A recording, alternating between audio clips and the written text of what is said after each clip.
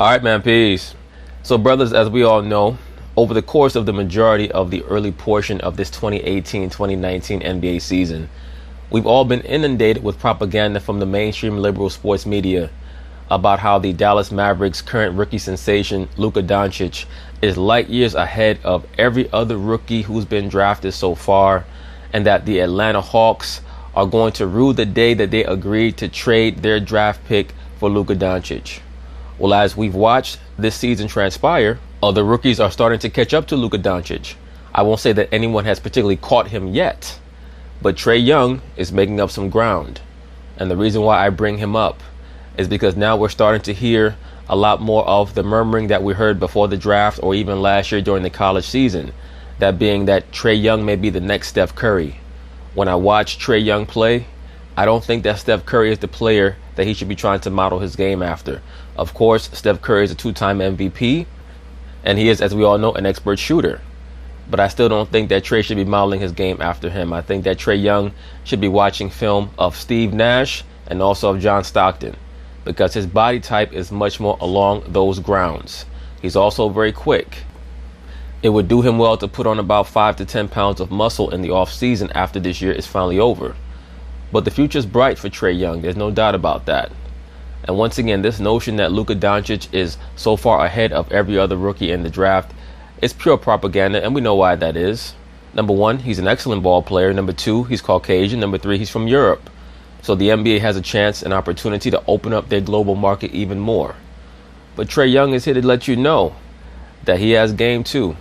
And as I'm filming this video, it's coming off of the 4 overtime classic that the Atlanta Hawks played against the Chicago Bulls, where Trae Young scored, I believe it was 49 points and had something like 15 assists. So he's doing things that very few rookies have ever done. So anyway, they're going to talk about it, and I'm going to chime in.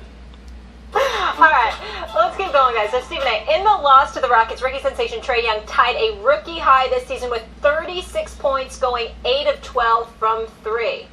Is Trae the new Steph? He's not. No, he's not the new Steph.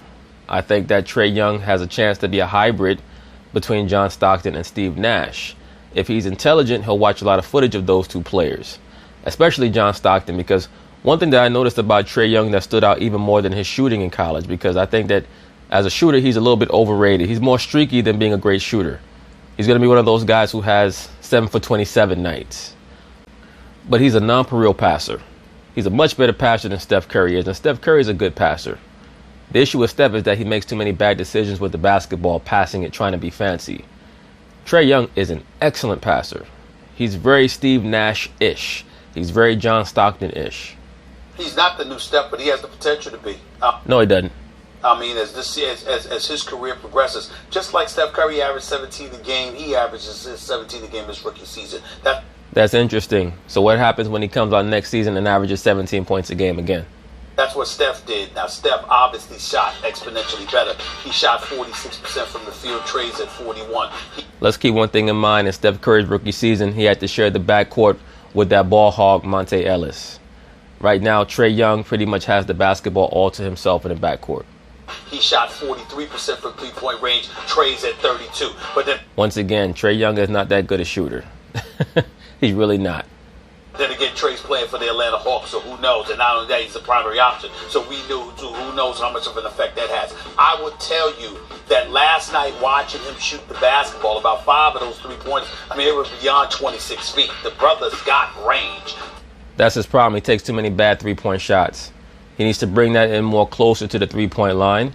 And I think that it would do him justice, even though we know that modern analytics tells us that players really should not be taking this type of shot.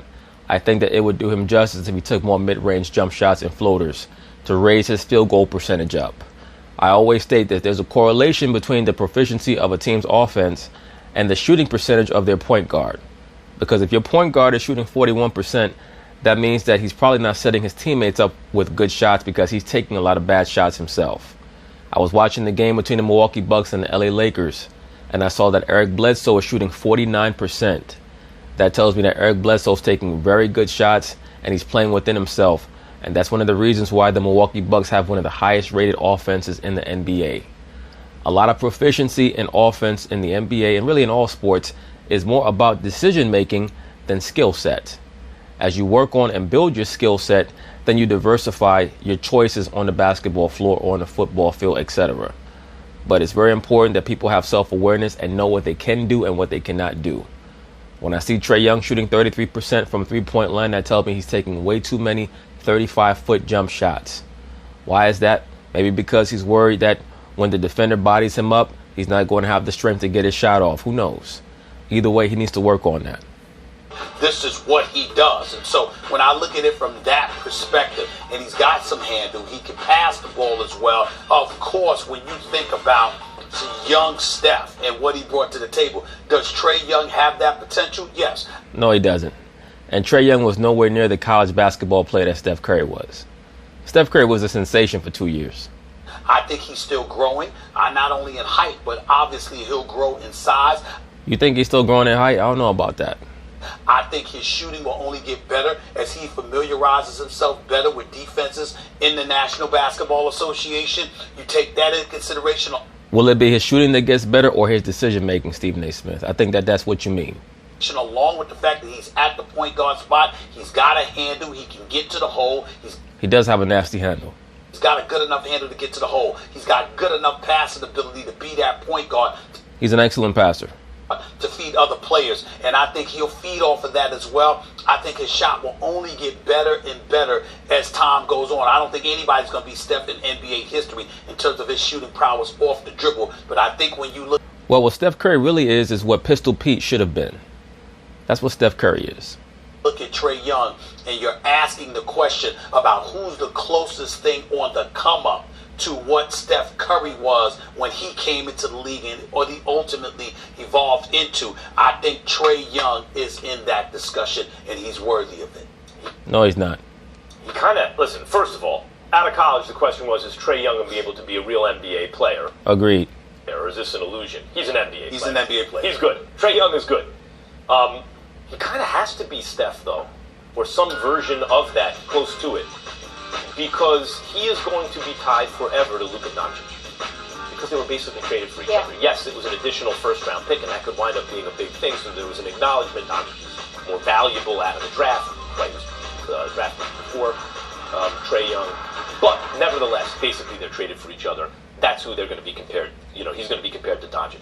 And he's kind of got to be the next Steph Curry because Doncic is the first Luka Doncic. You ever see a guy exactly like that? Well, how about Trae Young being the first Trae Young? Trae Young has to be the next Steph Curry, but Luka Doncic can be the first Luka Doncic. And we've seen many Luka Doncic's, if that's such a term, Doncic's. When I watch Luka play, all I see is a Caucasian, European, right-handed James Harden. That's all I see. He plays exactly like James Harden plays. 6'8" who can play like he plays. You start to think, or Penny Hardaway maybe, or you start to... Oh my goodness, this guy compared Luka Doncic to Penny Hardaway. Yo, Max Kellerman, he don't have the foggiest idea what he's talking about when he talks basketball.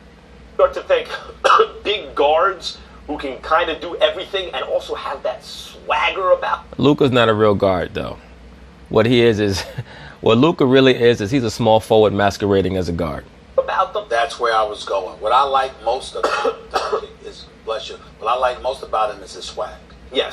He can play, but he's clearly a guy that was playing in the Euro League, which is obviously outside of the NBA, considered the toughest basketball league in the world. And this dude was shining as a teenager. He is on the NBA level, not just there to produce. He's there to show everybody that he belongs and he's on the league level. The real interesting issue with Doncic over the next few years is going to be whose all-star spot is he going to steal? Because he's going to make the all-star team.